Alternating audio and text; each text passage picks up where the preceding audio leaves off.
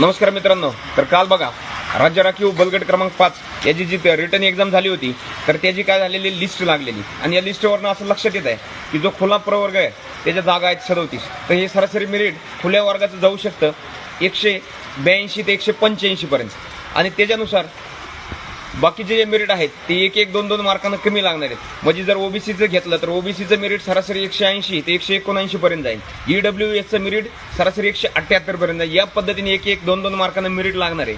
ज्यांचं रिटर्न बघा आतापर्यंत ते लिस्ट जर चेक केली तर त्याच्यामध्ये रिटर्न एक्झामला 80 मार्क पडलेले 140 ते 150 सरासरी उमेदवार आहेत.